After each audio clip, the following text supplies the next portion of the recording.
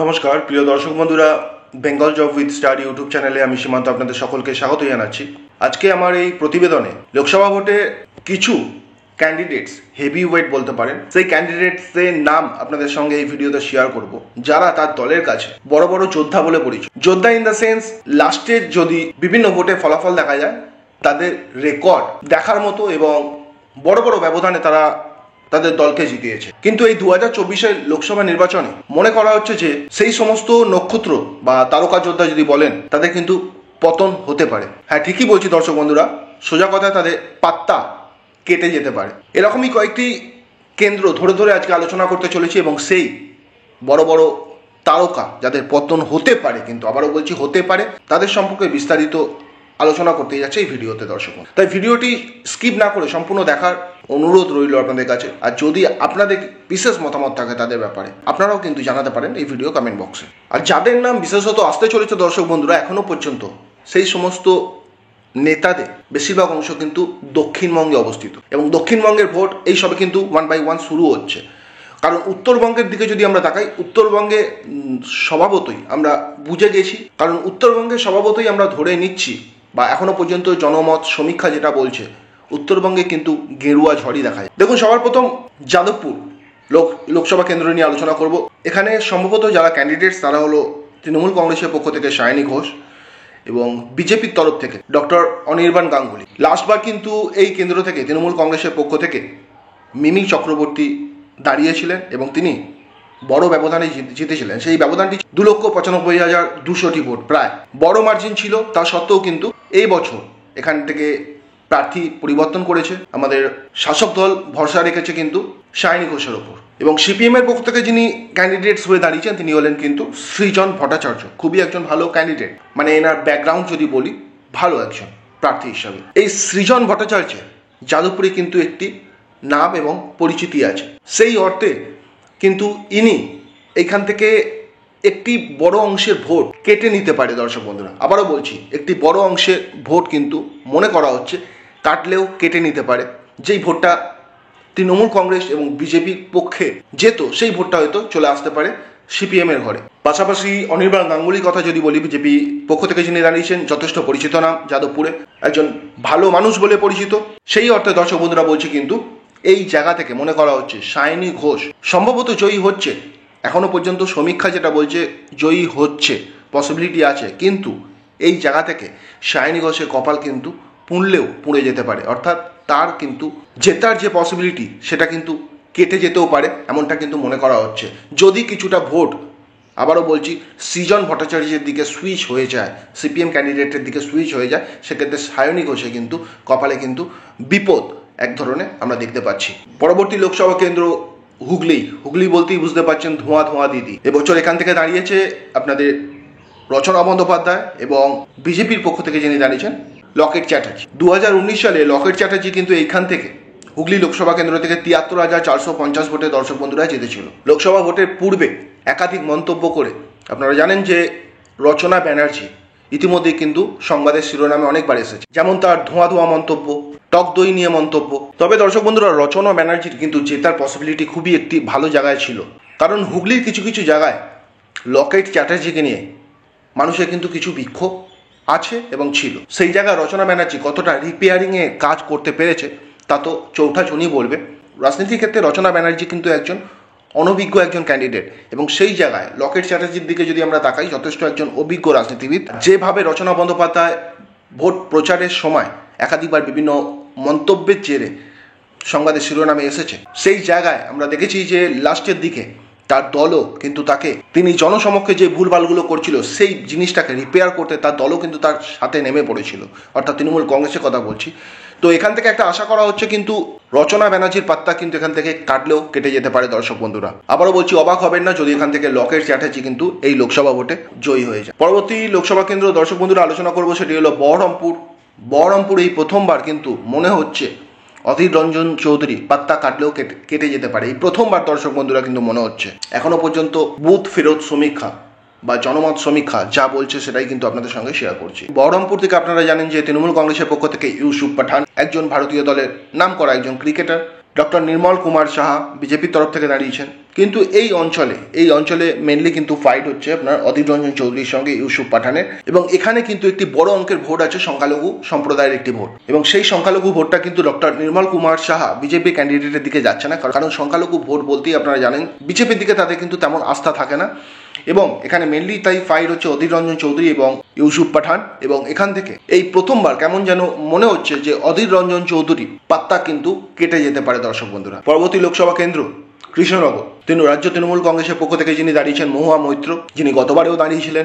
রাজ্য বিজেপি দলের পক্ষ থেকে যিনি দাঁড়িয়েছেন অমৃতা রায়, আপনারা জানেন যিনি রানীমা নামে পরিচিত, খুবই একটি জনপ্রিয় নাম, বিশেষত কৃষ্ণনগরের কথা যদি বলি। রাজ্য সিপিএম এর পক্ষ থেকে দাঁড়িয়েছেন মোহাম্মদ সাদি, যিনি ফাইট করছেন।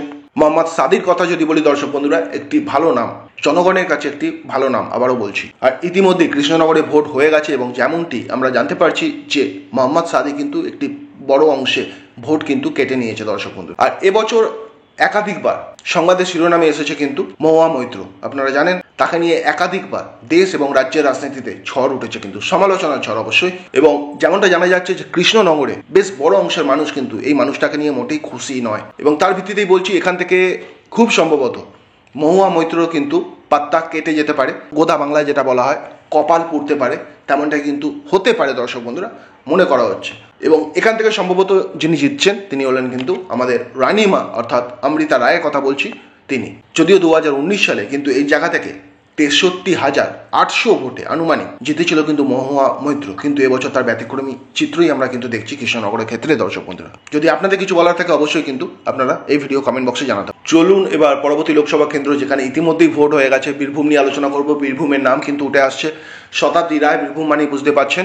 আর সেখানে 2019 সালে শতাব্দী রায় তৃণমূল কংগ্রেসের পক্ষ থেকে যিনি দাঁড়িয়েছিলেন তিনি 88,000 ভোটে প্রায় জয়ী হয়েছিলেন এই কেন্দ্র থেকে। বাট আপনারা কিন্তু মনে রাখবেন সেই সময় কিন্তু বীরভূমের মানুষের ত্রাস অনুব্রত মণ্ডল কিন্তু উপস্থিত ছিলেন, এবং অনুব্রত মণ্ডলের শক্তিতে শতাব্দী রায় যথেষ্ট কিন্তু শক্তপোক্ত ছিল সেই সময়। কিন্তু এবছর শতাব্দী রায়কে কেমন যেন একটা ফ্যাকাশে মনে হয়েছে, এবং আমরা দেখেছি ভোট প্রচারের সময় তাকে নিয়ে বিভিন্ন জায়গায় কিন্তু বিক্ষোভে একটি আভাসও আমরা পেয়েছি।